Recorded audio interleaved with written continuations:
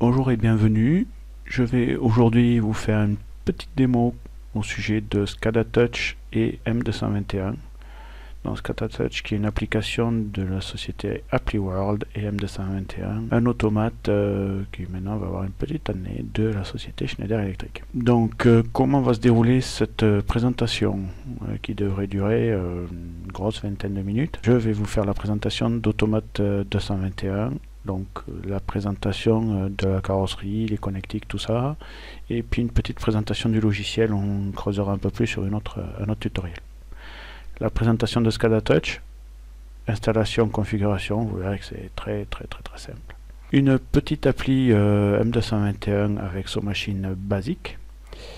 L'appli qui va aller bien sous tablette avec SCADA Touch, et puis on regardera un peu l'ensemble, voir comment ça fonctionne tout ça. L'automate M221, comment il se présente? Alors déjà, il fait partie d'une série qui s'appelle M2XX.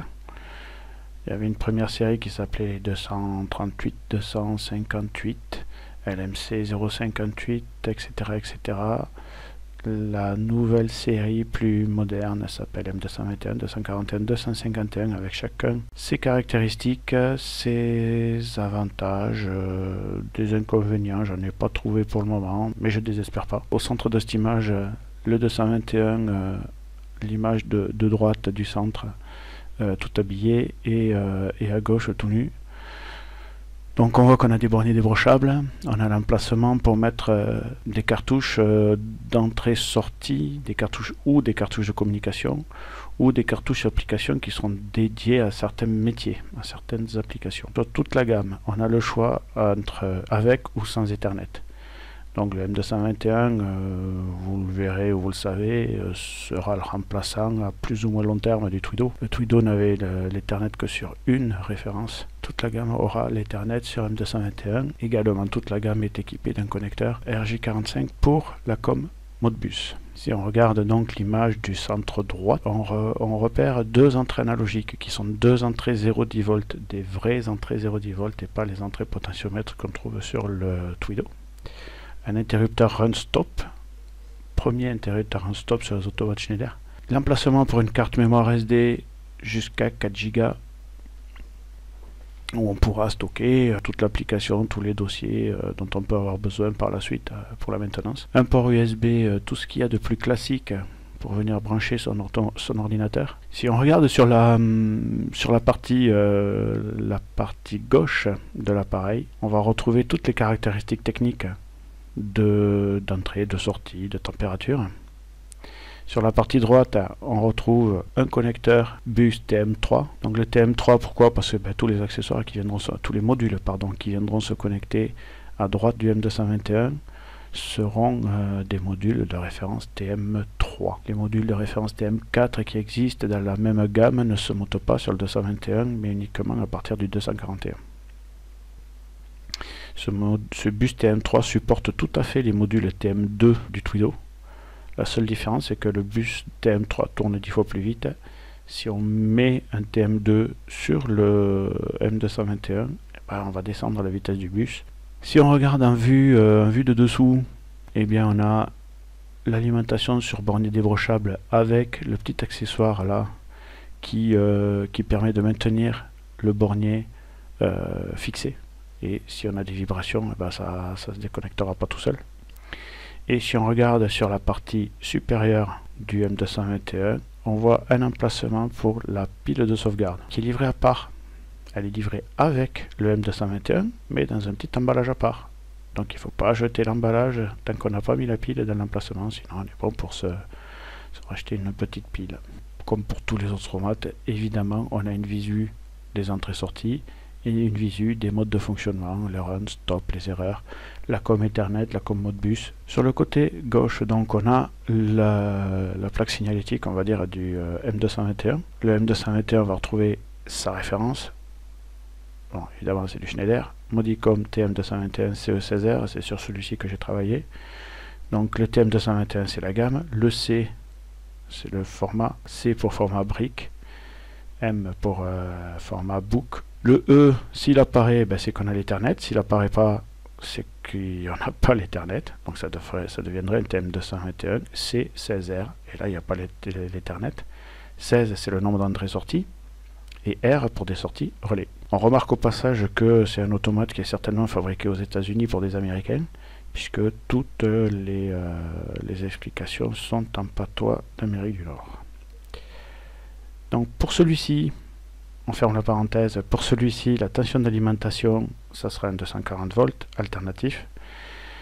Les entrées, les 16 entrées-sorties, c'est 9 entrées, 7 sorties, 9 entrées, 24 volts continu, 7 sorties de 230 alternatifs, 30 volts continu, 2 ampères. La température d'utilisation, donc utiliser du fil électrique qui tienne à 60 degrés, et l'appareil tient jusqu'à 55 degrés en température ambiante. Évidemment, il faudra peut-être un peu le ventiler, et le taux d'hygrométrie n'est pas noté ici.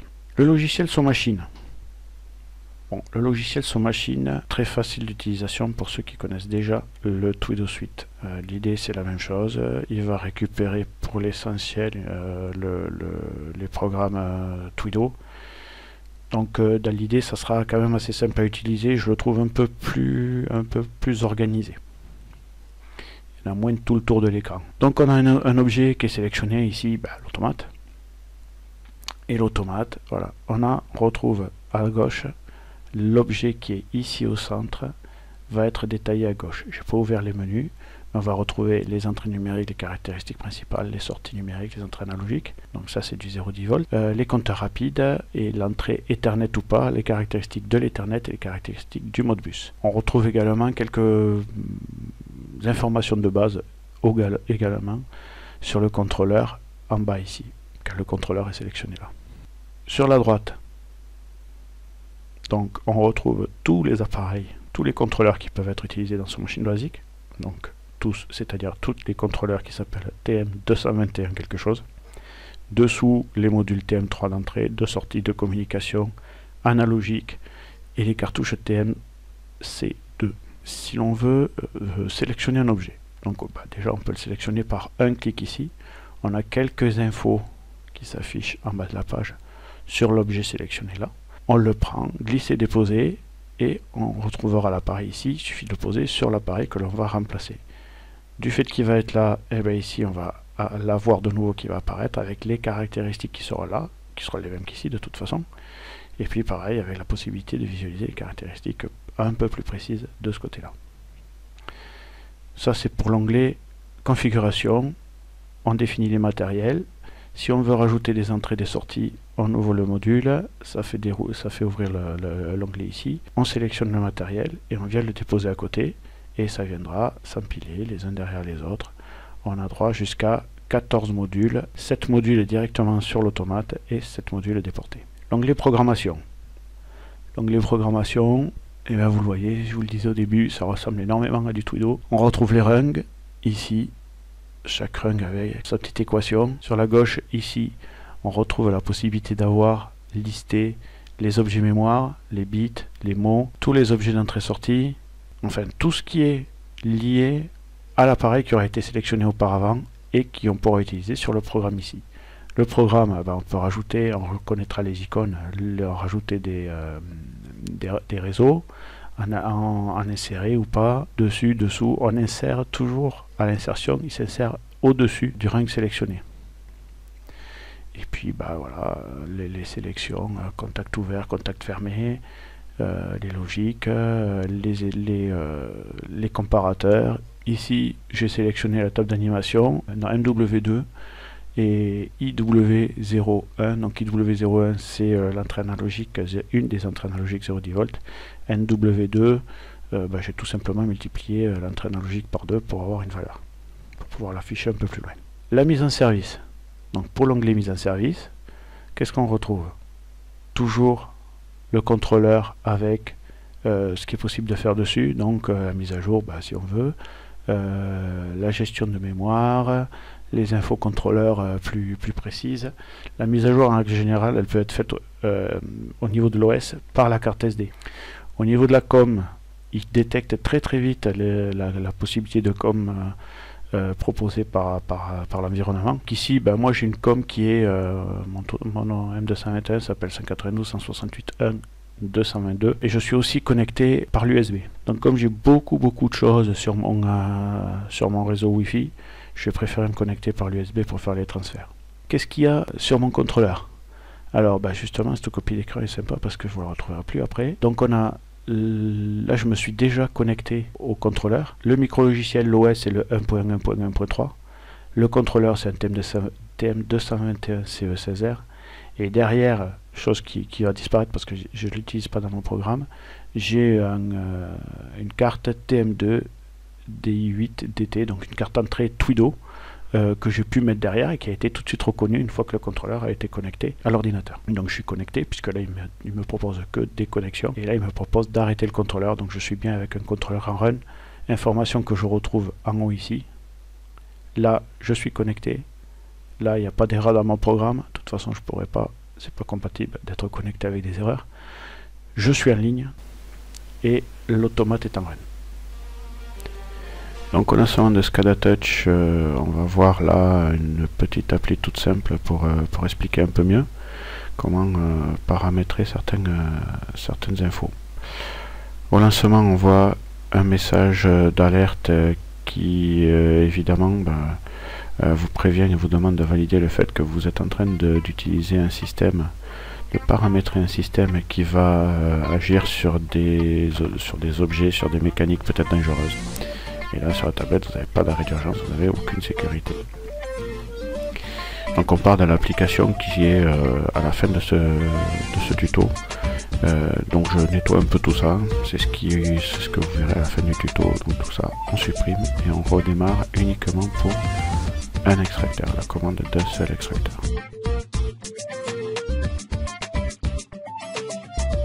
Donc on va chercher un label dans la bibliothèque. Label, donc on met un texte.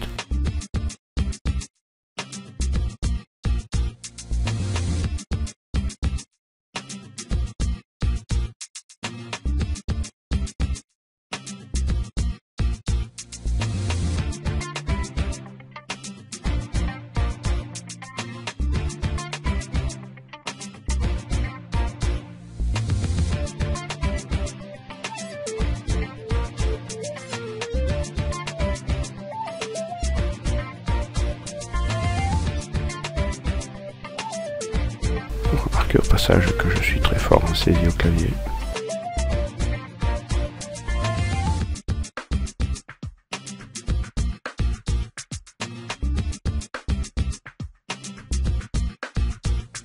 On peut modifier les tailles avec la sélection en bas à gauche.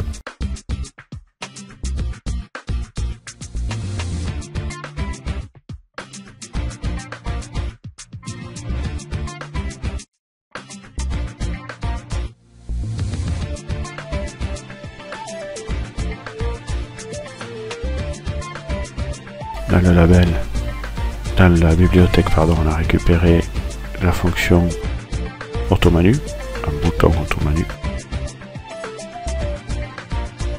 On va récupérer les boutons poussoirs Run et Stop.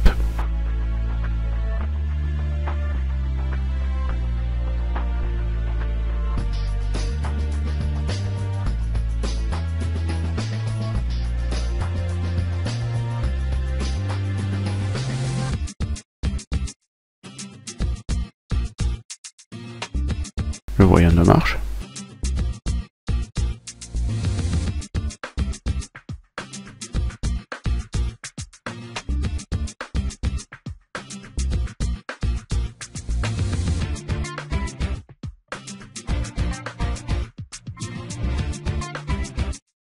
Le bouton Run. C'est juste un bouton poussoir, donc on a sélectionné Push et on lui met le bit associé. Le bouton de stop, et bien c'est pareil, on va le mettre en push avec le bit associé. On va l'utiliser sur le M221.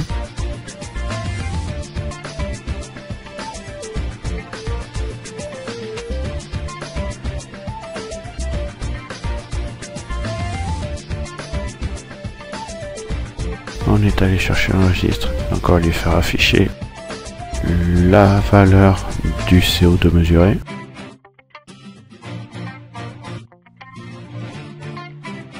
Donc on est bien en lecture et c'est un integer. On va quand même lui dire ce que c'est qui est affiché.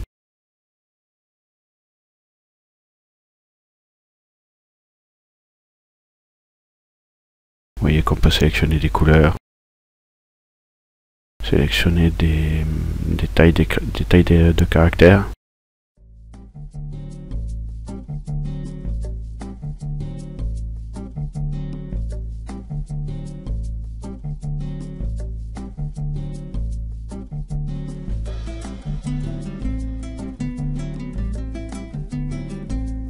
Donc les couleurs utilisées, c'est un peu tout et n'importe quoi.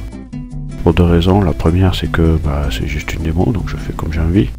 Et la deuxième, c'est que, étant daltonien, je sais pas vraiment quelle couleur je vous ai mis. Ensuite, on peut faire du copier-coller. Donc, en restant sur l'objet, là c'était auto-menu, plus de 2 secondes, il me propose copier ou coller. Si je reste appuyé, pareil, au milieu de l'écran, n'importe où, plus de 2 secondes, il va me proposer copier ou coller. Et du coup, j'aurai copié et collé. Puis j'ai changé le texte et la couleur en mettant marche extracteur.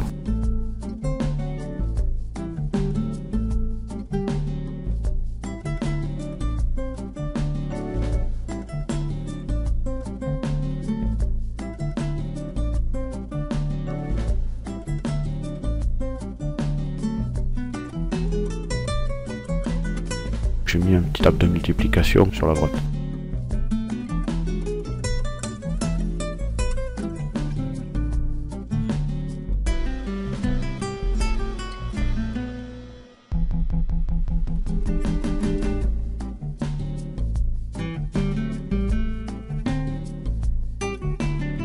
Donc là on va aller écrire dans l'automate et pas seulement lire des valeurs.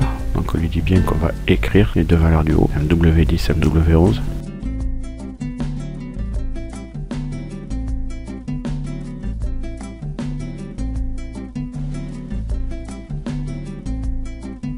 Par contre on ne va faire que lire MW12 comme on le fait pour MW2.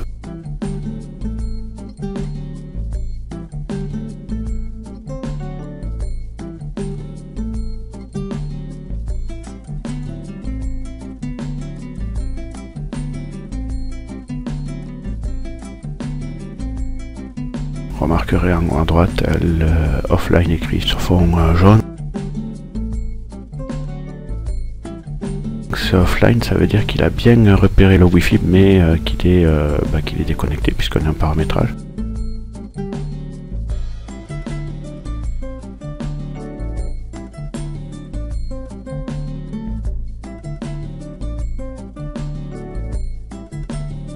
On voit que l'automate, donc c'est un M221, c'est faire 2 x 11, voire même 6 x 11, et on va voir qu'il va aller plus loin. On peut faire du 51 x 6, c'est merveilleux.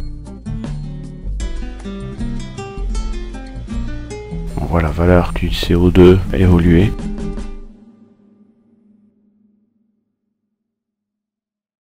La petite manip, run, stop, tout ça c'est des valeurs écrites à l'automate et lues par la suite.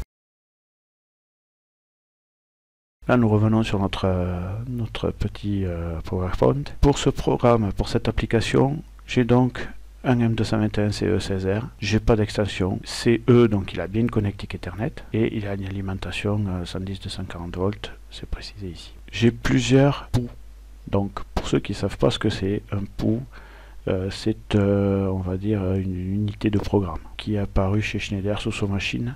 Donc une unité de programme POU dans lequel je mets plusieurs rungs. Donc ce que nous avons là, je les ai baptisés. Donc celui-ci c'est manipulation des entrées en A CO2. Donc on a un capteur CO2 qui pour le coup est un capteur Siemens, comme quoi ça marche bien, avec une sortie 0,10 volts et une plage de 0 à 2000. Donc j'ai fait quelques seuils pour visualiser avec SCADA-Touch.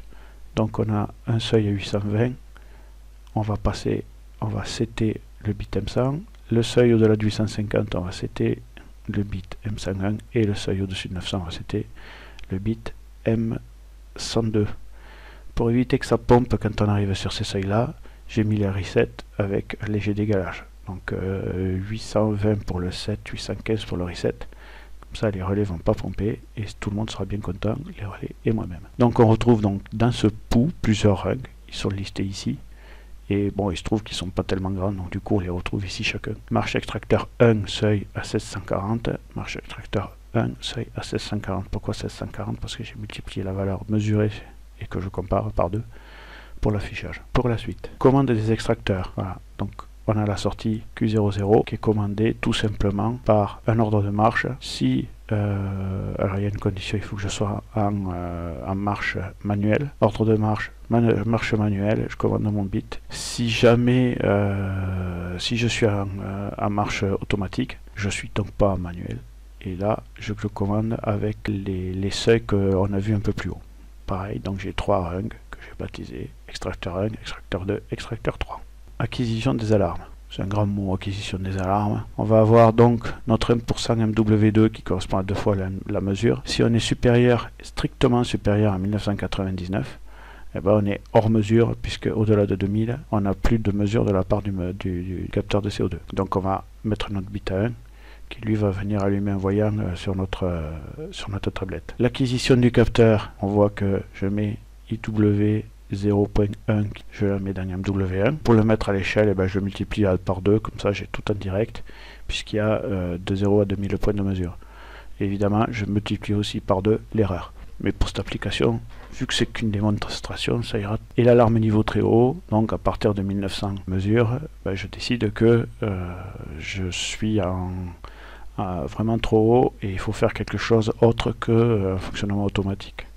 Donc j'allume un voyant sur ma tablette et également je peux prévoir des choses de sirène ou un envoi de SMS ou de mail au responsable qui devra agir. Nous avons un pouls commande virtuelle qui lui va avoir tous les commandes et les retours liés à la tablette SCADA Touch. Donc les commandes auto-manu, donc ce seront 3 bits qui seront mis à 1 ou à 0 par la tablette. Le maintien auto-manu, ça c'est la commande quand on est en marche manuelle, commande des boutons marche arrêt, vous le verrez un peu plus loin, pour chaque extracteur, 1, 2 et extracteur 3. Et là on a la liste des bits, même si c'est marqué mot, on a la liste des bits qui correspondent aux à diverses utilités dans le programme. Quand on est connecté, donc on est connecté avec l'USB. Pour le moment, il ne reconnaît pas l'adresse IP du M221.